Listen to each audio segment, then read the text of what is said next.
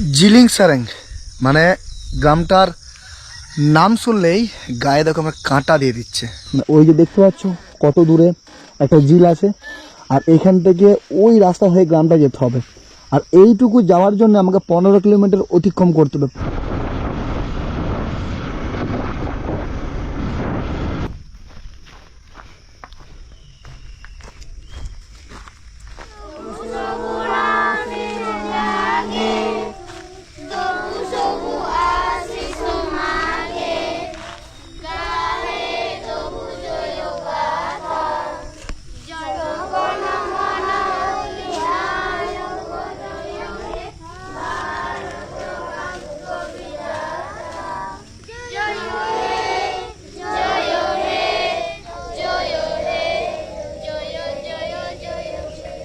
আমরা পড়াশোনা করব, আমরা বড় বড় অফিসার হব, চাকরি করবি, কেউ ইঞ্জিনিয়ার, কেউ ডাক্তার হবি, হবি তো? ম্যাডাম ভালো আছেন? হ্যাঁ ভালো আছি। একটা প্রণাম করবো আপনাকে।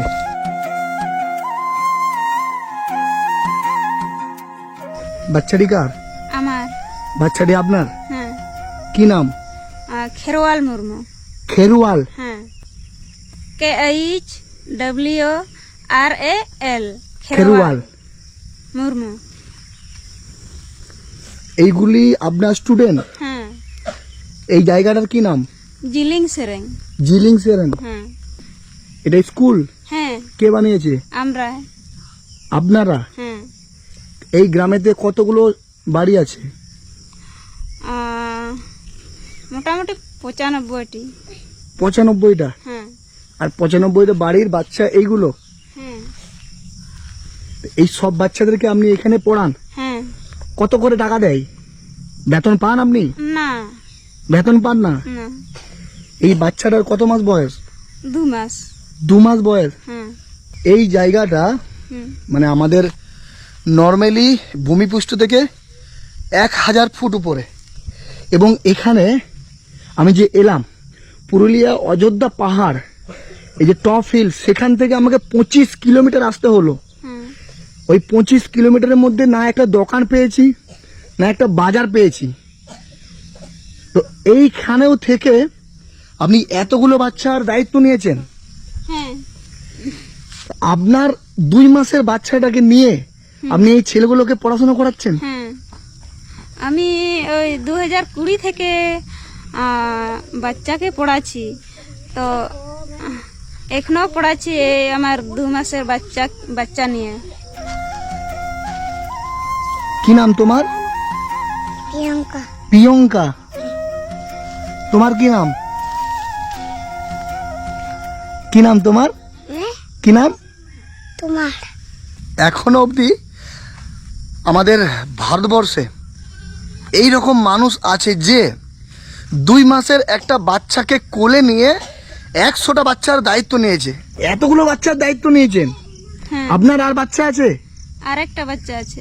কোথায় ও? ও এই তো। এইটা? এটা আপনার বাচ্চা?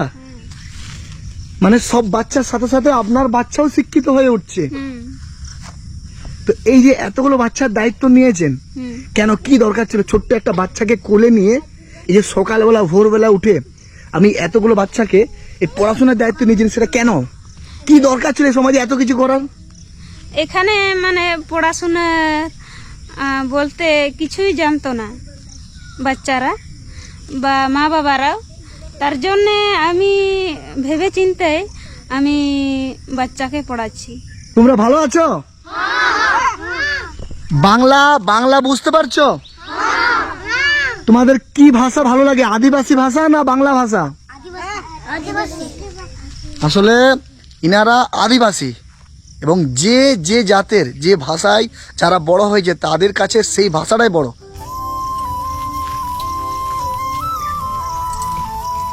এই মানুষটা একটা টাকাও এই বাচ্চাদের কাছে নেয় না, তারপরেও পুরো গ্রামের বাচ্চাদের জন্য কতটা আত্মত্যাগ করেছে আপনারা ভাবেন।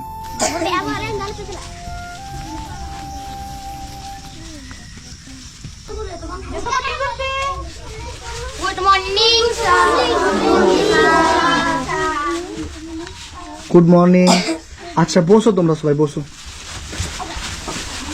ম্যাডাম, এই সময় এসে আপনাকে আমি বিরক্ত করছি না তো? না, বিরক্ত না। এ ও বি সি এ ওয়াই।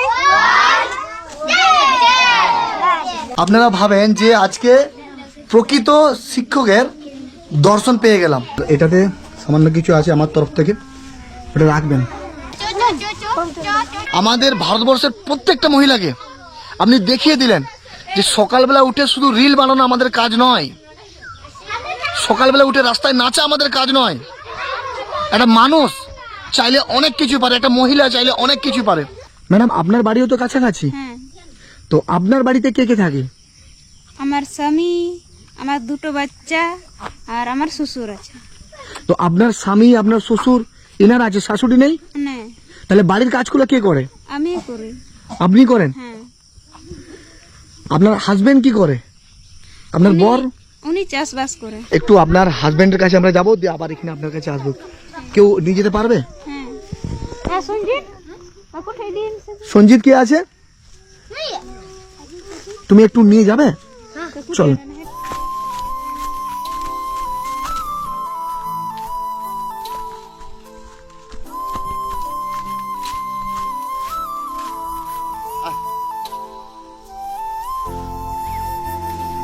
ওই যে ম্যাডাম ওখানে পড়াচ্ছে, হ্যাঁ আপনি কি আপনার ওয়াইফ? হ্যাঁ হ্যাঁ আমার ভাই। আর এটা কাদের জমিতে হাল দিচ্ছ? এটা আমাদের এই জমিতে। আমাদের তো চাষবাস না করলে নির্ভর করা যায় না। হ্যাঁ, মানে এই মানুষটার জন্যেই হয়তো ও এত বড় কাজটা করতে পারছে। আর এই যে গরু দিয়ে নাঙল দিয়া, তো এখানে ট্রাক্টর নেই, মানে মেশিন দিয়ে নাঙল দেওয়া হয় না? আর কোথায় পাবেন এই ব্যবহার জায়গায়? এখানে না সুযোগ সুবিধা আছে না কি আছে। এখানে ট্রাক্টর কোথায় পাবেন? এই লাঙ্গল দিয়েই আমরা চাষবাস করি। ওয়াইফ এখন কোথায় আছে? বউ? ও স্কুলে আছে এখন, আর আমি এই বাড়িতে কাজ সেরে এই লাঙ্গল চালাচ্ছি। তো ওইখান থেকে ক টাকা পাই? বেতন পাই তো? ওইখান থেকে বেতন পায় না, বিনা পয়সাতে? বিনা পয়সাতেই করে। কিছু বলেননি আপনি? আমি বলেছিলাম ওই 2020-তে যখন স্টার্ট করলো, তো সে সময় আমি বলেছিলাম পড়াশোনা ছেলেদেরকে পড়াশোনা করে লাভ কী হবে। তখন উনি আর মানলো না। আর আমিও কলেজ পর্যন্ত পড়েছি, তার জন্য পড়াশোনার দিক কিছু বুঝি। আরেকবার জড়িয়ে ধরবো। মানে আমরা ঈশ্বরের দর্শন করার জন্য আমরা বিভিন্ন জায়গায় যাই, কিন্তু আমাদের বাড়ির পাশেই, আমাদের কাছাকাছি দিয়ে অনেক ঈশ্বর লুকিয়ে আছে। ম্যাডাম, ওই যে ড্রেসগুলো, একই কালারের যে ড্রেসগুলো পরে আছে, দেখি বাবা একটু।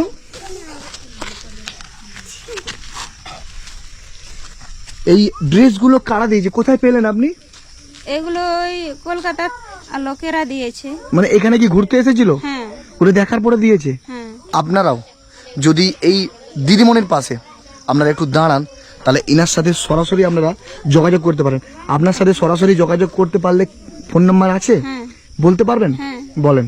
93 82 93 82 39 39 67 67 হ্যাঁ 22। 22। আমরা বেশিরভাগ সময় কি দেখি, যে কোনো একটা মহিলা রাস্তায় যে ডান্স করছে, তার দেখবেন লক্ষ লক্ষ ফলোয়ার্স।